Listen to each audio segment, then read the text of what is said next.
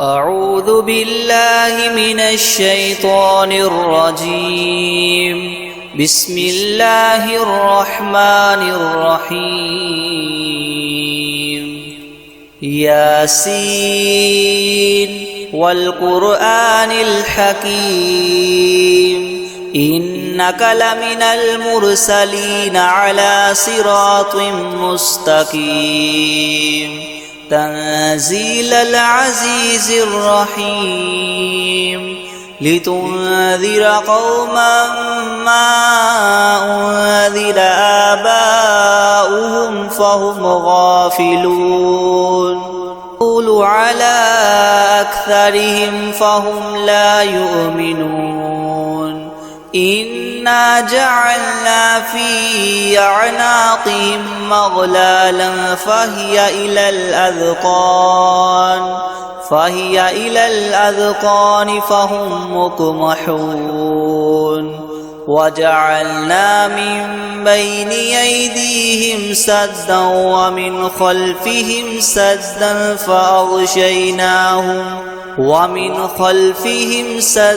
فأغشيناهم فهم لا يبصرون وسواء عليهم أنذرتهم أم لم تنذرهم لا يؤمنون إنما تنذر من اتبع الذكر وخشي الرحمن بالغيب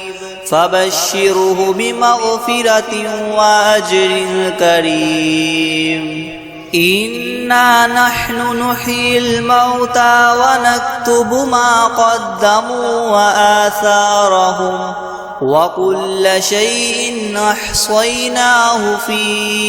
إمام مبين. واضرب لهم مثلا أصحاب القرية إذ جاءها المرسلون إذ أرسلنا إليهم 2 فكذبوهما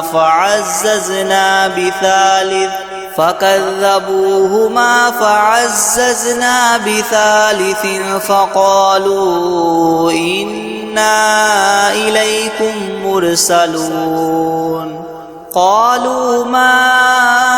أنتم إلا بشر مثلنا وما أنزل الرحمن من شيء إن أنتم إلا تكذبون قالوا ربنا يعلم إنا إليكم لمرسلون وما علينا إلا البلاغ المبين. قالوا إنا تطيرنا بكم لئن لم تنتهوا لنرجمنكم وليمسنكم منا عذاب أليم. قالوا طائركم معكم أئن ذكرتم بل أنتم قوم مسرفون. وجاء من أقصى المدينة رجل يسعى قال يا قوم اتبعوا المرسلين اتبعوا من لا يسألكم أجرا وهم مهتدون. وما لي لا أعبد الذي فطرني وإليه ترجعون. أأتخذ من دونه آلهة إن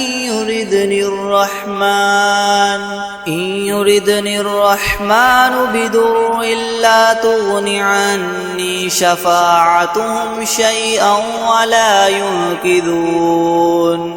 إني إذا لفي ضلال مبين. إني آمنت بربكم فاسمعون. قيل ادخل الجنة قال يا ليت قومي يعلمون بما غفر لي ربي وجعلني من المكرمين. وما أنزلنا على قومه من بعده من جند من السماء وما كنا منزلين إن كانت إلا صيحة واحدة فإذا هم خامدون يا حسرة على العباد ما يأتيهم من رسول إلا كانوا به يستهزئون ألم يروا كم أهلكنا قبلهم من القرون أنهم إليهم لا يرجعون وإن كل لما جميع لدينا محضرون وآية لهم الأرض الميتة أحييناها وأخرجنا منها حبا فمنه يأكلون وجعلنا فيها جنات من نخيل وأعناب وفجرنا فيها من العيون ليأكلوا من ثمره وما عملته أيديهم أفلا يشكرون سبحان الذي خلق الأزواج كلها مما تنبت الأرض ومن أنفسهم ومما لا يعلمون وآية لهم الليل نسلخ منه النهار فإذا هم مظلمون والشمس تجري لمستقر لها ذلك تقدير العزيز العليم والقمر قدرناه منازل حتى عاد كالعرجون القديم لا الشمس ينبغي لها أن تدرك القمر ولا الليل سابق النهار وكل في فلك يسبحون وآية لهم أنا حملنا ذريتهم في الفلك المشحون وخلقنا لهم من مثله ما يركبون وإن نشأ نغرقهم فلا صريخ لهم ولا هم ينقذون إلا رحمة منا ومتاعا إلى حين وإذا قيل لهم اتقوا ما بين أيديكم وما خلفكم لعلكم ترحمون وما تأتيهم من آية من آيات ربهم إلا كانوا عنها معرضين وإذا قيل لهم انفقوا مما رزقكم الله قال الذين كفروا للذين آمنوا أنطعم من لو يشاء الله أطعمه إن أنتم إلا في ضلال مبين ويقولون متى هذا الوعد إن كنتم صادقين ما ينظرون إلا صيحة واحدة تأخذهم وهم يخصمون فلا يستطيعون توصية ولا إلى أهلهم يرجعون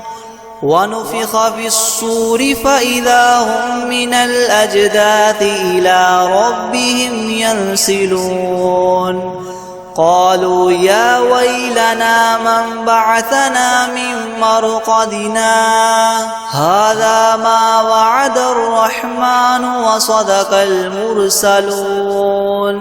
إن كانت إلا صيحة واحدة فإذا هم جميع لدينا محضرون فاليوم لا تظلم نفس شيئا ولا تجزون إلا ما كنتم تعملون إن أصحاب الجنة اليوم في شغل فاكهون هم وأزواجهم في ظلال على الأرائك متكئون لهم فيها فاكهة ولهم ما يدعون سلام قولا من رب رحيم وامتازوا اليوم أيها المجرمون ألم أعهد إليكم يا بني آدم ألا تعبدوا الشيطان إنه لكم عدو مبين وأن اعبدوني هذا صراط مستقيم ولقد أضل منكم جبلا كثيرا أفلم تكونوا تعقلون هذه جهنم التي كنتم توعدون اصلوها اليوم بما كنتم تكفرون اليوم نختم على أفواههم وتكلمنا أيديهم وتشهد أرجلهم بما كانوا يكسبون ولو نشاء لطمسنا على أعينهم فاستبقوا الصراط فأنى يبصرون ولو نشاء لمسخناهم على مكانتهم فما استطاعوا مضيا ولا يرجعون ومن نعمره ننكسه في الخلق أفلا يعقلون وما علمناه الشعر وما ينبغي له إن هو إلا ذكر وقرآن مبين لينذر من كان حيا ويحق القول على الكافرين أولم يروا أنا خلقنا لهم مما عملت أيدينا أنعاما فهم لها مالكون وذللناها لهم فمنها ركوبهم ومنها يأكلون ولهم فيها منافع ومشارب أفلا يشكرون واتخذوا من دون الله آلهة لعلهم ينصرون لا يستطيعون نصرهم وهم لهم جند محضرون فلا يحزنك قولهم إنا نعلم ما يسرون وما يعلنون أولم ير الإنسان أنا خلقناه من نطفة فإذا هو خصيم مبين وضرب لنا مثلا ونسي خلقه قال من يحيي العظام وهي رميم قل يحييها الذي ينشأها أول مرة وهو بكل خلق عليم الذي جعل لكم من الشجر الأخضر نارا فإذا أنتم منه توقدون أوليس الذي خلق السماوات والأرض بقادر على أن يخلق مثلهم بلى وهو الخلاق العليم إنما أمره إذا أراد شيئا أن يقول له كن فيكون فسبحان الذي بيده ملكوت كل شيء وإليه ترجعون بسم الله الرحمن الرحيم الرحمن علم القرآن خلق الإنسان علمه البيان الشمس والقمر بحسبان والنجم والشجر يسجدان والسماء رفعها ووضع الميزان ألا تطغوا في الميزان وأقيموا الوزن بالقسط ولا تخسروا الميزان والأرض وضعها للأنام فيها فاكهة والنخل ذات الأكمام والحب ذو العصف والريحان فبأي آلاء ربكما تكذبان خلق الإنسان من صلصال كالفخار وخلق الجان من مارج من نار فبأي آلاء ربكما تكذبان رب المشرقين ورب المغربين فبأي آلاء ربكما تكذبان مرج البحرين يلتقيان بينهما برزخ لا يبغيان فبأي آلاء ربكما تكذبان يخرج منهما اللؤلؤ والمرجان فبأي آلاء ربكما تكذبان وله الجوار المنشآت في البحر كالأعلام فبأي آلاء ربكما تكذبان يبقى وجه ربك ذو الجلال والإكرام يسأله من في السماوات والأرض كل يوم هو في شأن فبأي آلاء ربكما تكذبان سنفرغ لكم أيها الثقلان فبأي آلاء ربكما تكذبان يا معشر الجن والإنس إن استطعتم أن تنفذوا من أقطار السماوات والأرض فانفذوا لا تنفذون إلا بسلطان فبأي آلاء ربكما تكذبان يرسل عليكما شواظ من نار ونحاس فلا تنتصران فبأي آلاء ربكما تكذبان فإذا انشقت السماء فكانت وردة كالدهان فبأي آلاء ربكما تكذبان فيومئذ لا يسأل عن ذنبه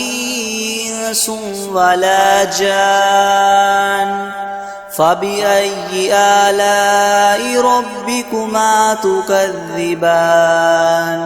يعرف المجرمون بسيماهم فيؤخذ بالنواصي والأقدام فبأي آلاء ربكما تكذبان هذه جهنم التي يكذب بها المجرمون يطوفون بينها وبين حميم آن فبأي آلاء ربكما تكذبان ولمن خاف مقام ربه جنتان فبأي آلاء ربكما تكذبان ذواتا أفنان فبأي آلاء ربكما تكذبان فيهما عينان تجريان فبأي آلاء ربكما تكذبان فيهما من كل فاكهة زوجان فبأي آلاء ربكما تكذبان متكئين على فرش بطائنها من استبرق وجنى الجنتين دان فبأي آلاء ربكما تكذبان فيهن قاصرات الطرف لم يطمثهن إنس قبلهم ولا جان فبأي آلاء ربكما تكذبان كأنهن الياقوت والمرجان فبأي آلاء ربكما تكذبان هل جزاء الإحسان إلا الإحسان فبأي آلاء ربكما تكذبان ومن دونهما جنتان فبأي آلاء ربكما تكذبان مدهامتان فبأي آلاء ربكما تكذبان فيهما عينان نضاختان فبأي آلاء ربكما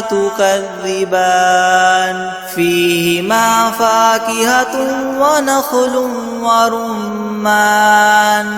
فبأي آلاء ربكما تكذبان فيهن خيرات حسان فبأي آلاء ربكما تكذبان حور مقصورات في الخيام فبأي آلاء ربكما تكذبان لم يطمثهن إنس قبلهم ولا جان فبأي آلاء ربكما تكذبان متكئين على رفرف خضر وعبقري حسان فبأي آلاء ربكما تكذبان تبارك اسم ربك ذي الجلال والإكرام أعوذ بالله من الشيطان الرجيم بسم الله الرحمن الرحيم ياسين والقرآن الحكيم إنك لمن المرسلين على صراط مستقيم تنزيل العزيز الرحيم لتنذر قوما ما أنذر آباؤهم فهم غافلون قل على أكثرهم فهم لا يؤمنون إنا جعلنا في أعناقهم مغلالا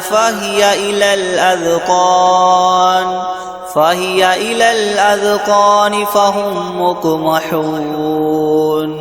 وجعلنا من بين أيديهم سدا ومن خلفهم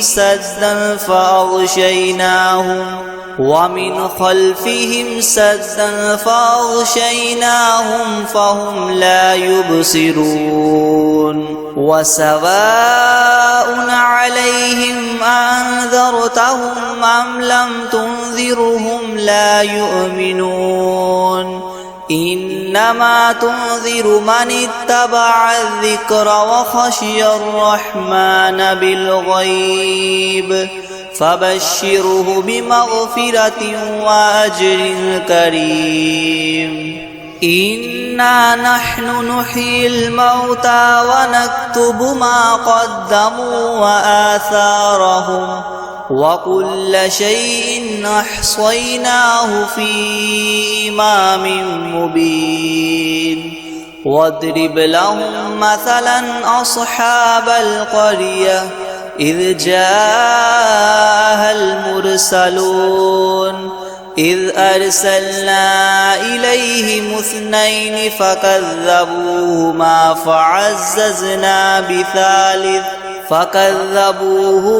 فعززنا بثالث فقالوا إنا إليكم مرسلون. قالوا ما أنتم إلا بشر مثلنا وما أنزل الرحمن من شيء إن أنتم إلا تكذبون. قالوا ربنا يعلم إنا إليكم لمرسلون وما علينا إلا البلاغ المبين. قالوا إنا تطيرنا بكم لئن لم تنتهوا لنرجمنكم وليمسنكم منا عذاب أليم. قالوا طائركم معكم أئن ذكرتم بل أنتم قوم مسرفون. وجاء من أقصى المدينة رجل يسعى قال يا قوم اتبعوا المرسلين اتبعوا من لا يسألكم أجرا وهم مهتدون.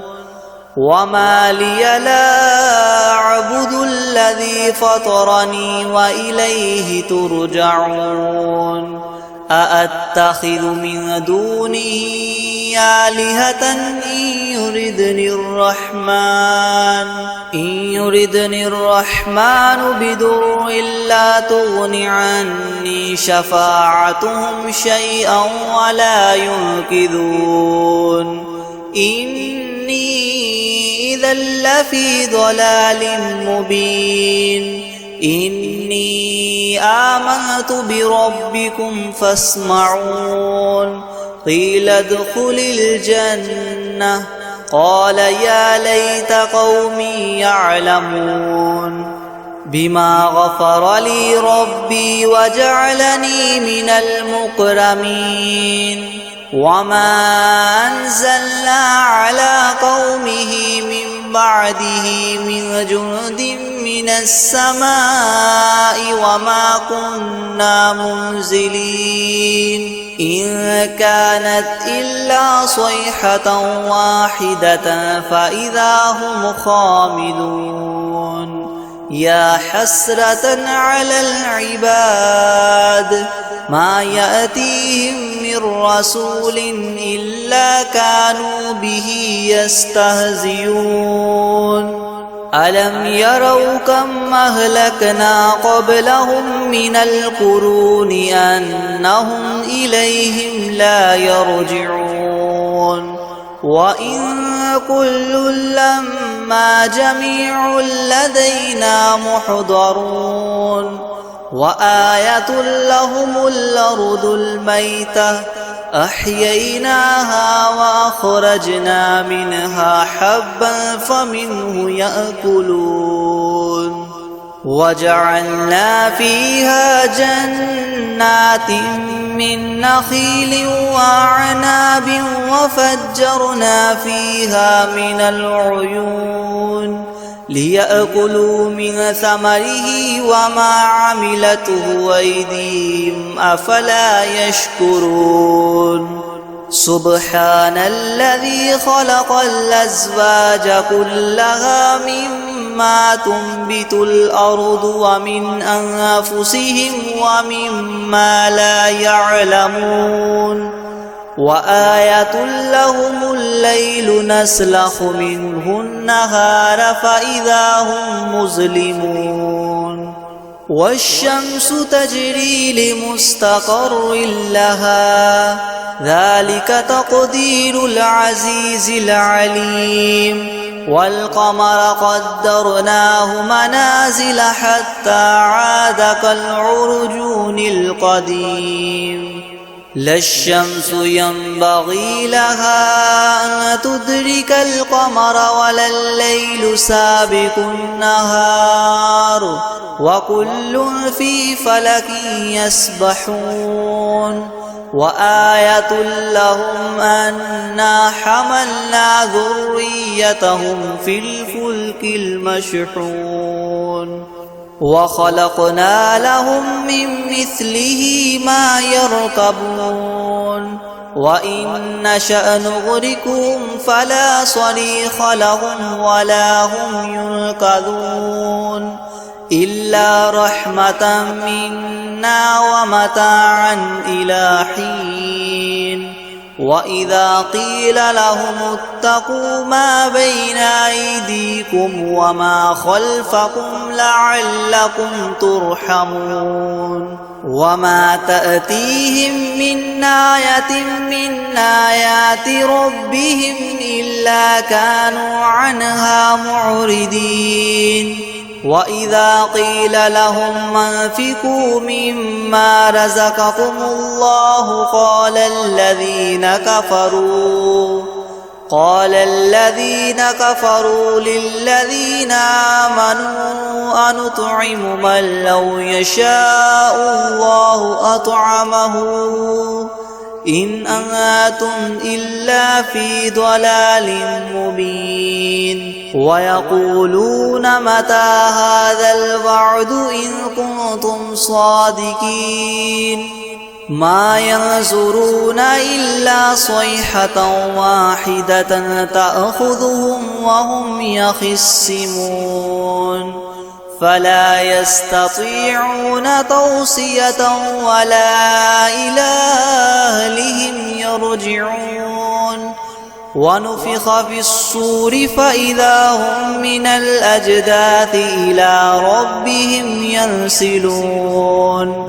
قالوا يا ويلنا من بعثنا من مرقدنا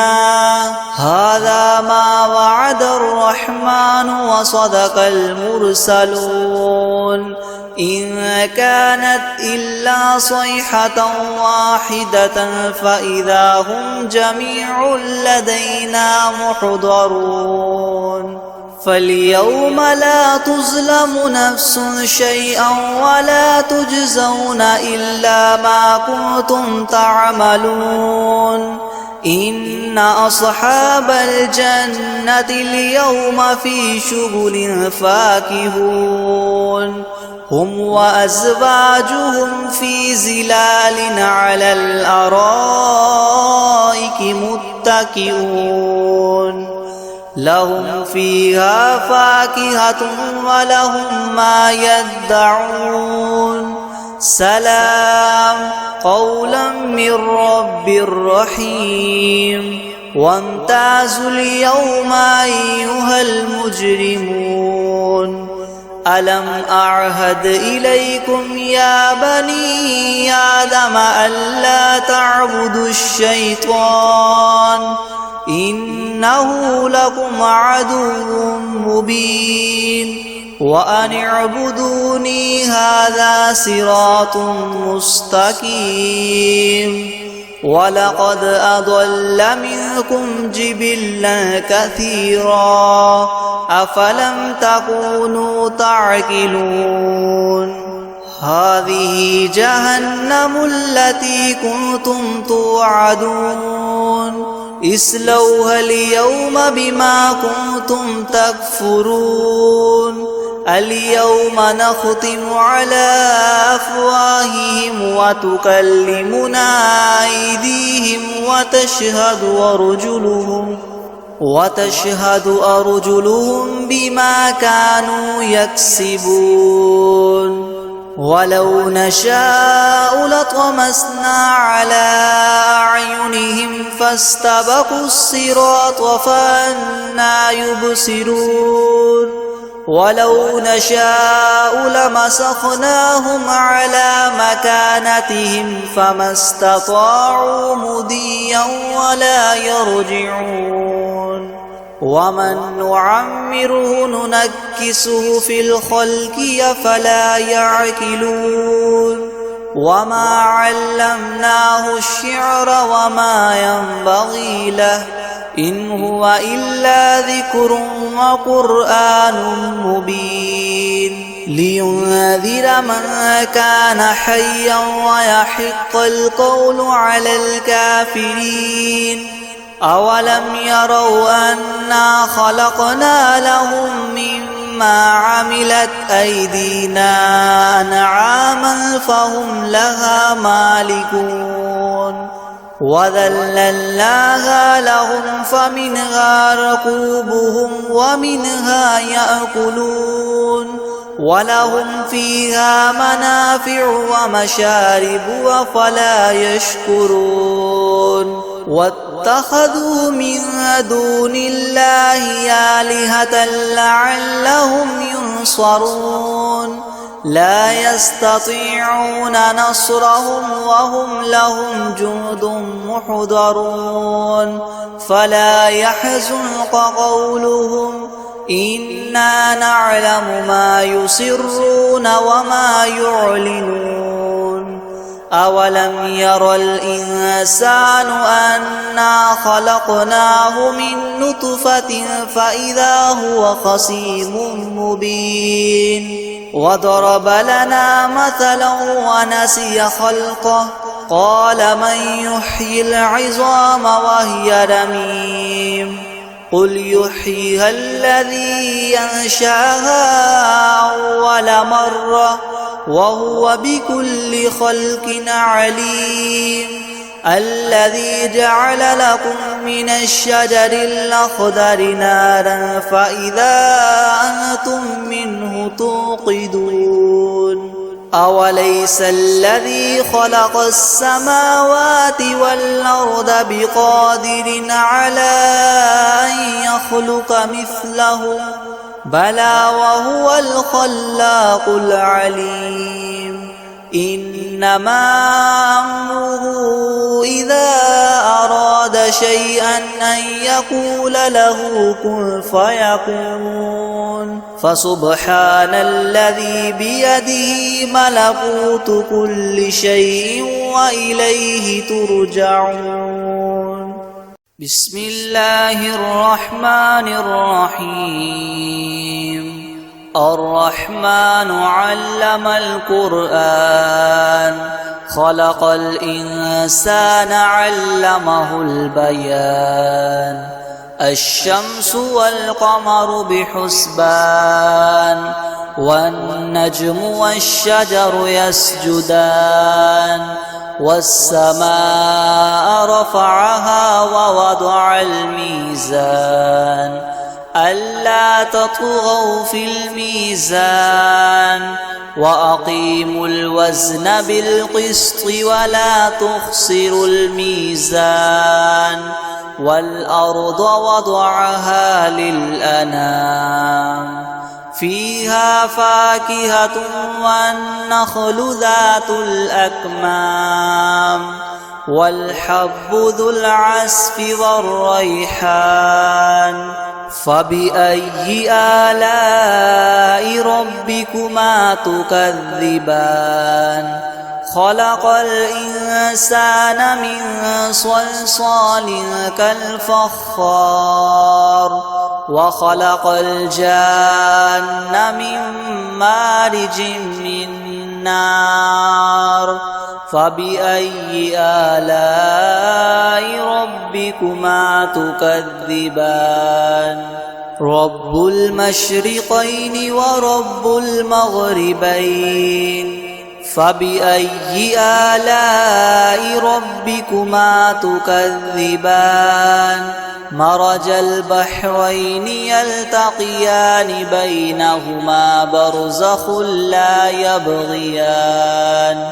فبأي آلاء ربكما تكذبان يخرج منهما اللؤلؤ والمرجان فبأي آلاء ربكما تكذبان وله الجوار المنشآت في البحر كالأعلام فبأي آلاء ربكما تكذبان يبقى وجه ربك ذو الجلال والإكرام يسأله من في السماوات والأرض كل يوم هو في شأن فبأي آلاء ربكما تكذبان سنفرغ لكم أيها الثقلان فبأي آلاء ربكما تكذبان يا معشر الجن والإنس إن استطعتم أن تنفذوا من أقطار السماوات والأرض فانفذوا لا تنفذون إلا بسلطان فبأي آلاء ربكما تكذبان يرسل عليكما شواظ من نار ونحاس فلا تنتصران فبأي آلاء ربكما تكذبان فإذا انشقت السماء فكانت وردة كالدهان فبأي آلاء ربكما تكذبان فيومئذ لا يسأل عن ذنبه إنس ولا جان فبأي آلاء ربكما تكذبان يعرف المجرمون بسيماهم فيؤخذ بالنواصي والأقدام فبأي آلاء ربكما تكذبان هذه جهنم التي يكذب بها المجرمون يطوفون بينها وبين حميم آن فبأي آلاء ربكما تكذبان ولمن خاف مقام ربه جنتان فبأي آلاء ربكما تكذبان ذواتا أفنان فبأي آلاء ربكما تكذبان فيهما عينان تجريان فبأي آلاء ربكما